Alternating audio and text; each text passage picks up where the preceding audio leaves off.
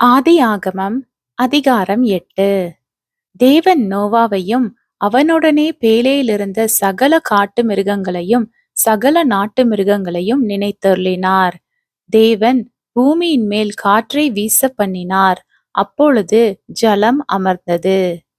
ஆழத்தின் ஊற்றுக்கண்களும் வானத்தின் மதகுகளும் அடைபட்டன. வானத்து மழையும் நின்று போயிற்று. ஜலம் பூமியிலிருந்து நாளுக்கு நாள் வற்றிக் கொண்டே வந்தது. 150 நாளுக்கு பின்பு ஜலம் வடிந்தது. 7ஆம் மாதம் 17ஆம் தேதியிலே பேழை அரராத் என்னும் மலைகளின் மேல் தங்கிற்று. 10ஆம் மாதம் மட்டும் ஜலம் வடிந்து கொண்டே வந்தது. 10ஆம் மாதம் முதல் தேதியிலே மலை சிகரங்கள் காணப்பட்டன. 40 நாள் சென்ற பின் நோவா தான் பேழையில் செய்திருந்த ஜன்னலை திறந்து ஒரு காகத்தை வெளியே விட்டான். அது புறப்பட்டு பூமியின் மேலிருந்த ஜலம் வற்றி போகும் வரைக்கும் போகிறதும் வருகிறதுமாயிருந்தது. பின்பு பூமியின் மேல் ஜலம் குறைந்து போயிற்றோ என்று அறியும்படி ஒரு புறாவை தன்னிடத்திலிருந்து வெளியே விட்டான்.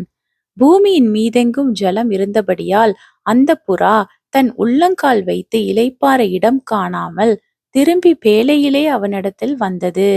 அவன் தன் கையை நீட்டி அதை பிடித்து தன்னிடமாக பேழைக்குள் சேர்த்து கொண்டான். பின்னும் 7 நாள் பொறுத்து மறுபடியும் புறாவை பேழையிலிருந்து வெளியே விட்டான். அந்த புறா சாயங்காலத்தில் அவனிடத்தில் வந்து சேர்ந்தது. இதோ, அது கொத்தி கொண்டு வந்த ஒரு ஒலிவ மரத்தின் இலை அதன் வாயில் இருந்தது.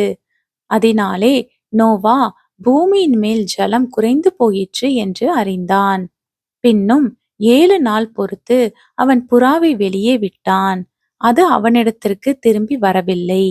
அவனுக்கு 601 வயதாகும் வருஷத்தில் முதல் மாதம் முதல் தேதியிலே பூமியின் மேல் இருந்த ஜலம் வற்றி போயிற்று. நோவா பேழையின் மேல் தட்டை எடுத்து பார்த்தான். பூமியின் மேல் ஜலம் இல்லாதிருந்தது.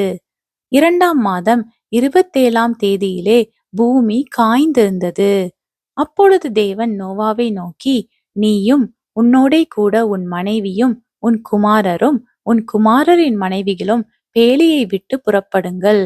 உன்னிடத்தில் இருக்கிற சகலவித மாம்ச ஜந்துக்களாகிய பறவைகளையும் மிருகங்களையும் பூமியின் மேல் ஊறுகிற சகல பிராணிகளையும் உன்னோடே வெளியே வரவிடு. அவைகள் பூமியிலே திரளாய் வர்த்தித்து பூமியின் மேல் பலுகி பெருக கடவது என்றார். அப்பொழுது நோவாவும் அவன் குமாரரும் அவன் மனைவியும் அவன் குமாரரின் மனைவிகளும் புறப்பட்டு வந்தார்கள். பூமியின் மேல் நடமாடுகிற சகல மிருகங்களும் ஊறுகின்ற சகல பிராணிகளும் சகல பறவைகளும் ஜாதி ஜாதியாய் பேழையிலிருந்து புறப்பட்டு வந்தன.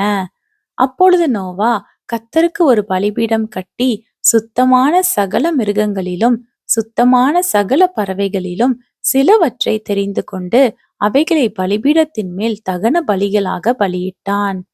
சுகந்த வாசனையை கர்த்தர் முகர்ந்தார். அப்பொழுது கர்த்தர், இனி நான் மனுஷன் நிமித்தம் பூமியை சபிப்பதில்லை. மனுஷனுடைய இருதயத்தின் நினைவுகள் அவன் சிறு வயது தொடங்கி பொல்லாததாயிருக்கிறது. நான் இப்பொழுது செய்தது போல இனி சகல ஜீவன்களையும் சங்கரிப்பதில்லை. பூமியுள்ள நாளளவும் விதைப்பும் அறுப்பும் சீதளமும் உஷ்ணமும் கோடைக்காலமும் மாரிகாலமும் பகலும் இரவும் ஒழிவதில்லை என்று தம்முடைய உள்ளத்தில் சொன்னார்.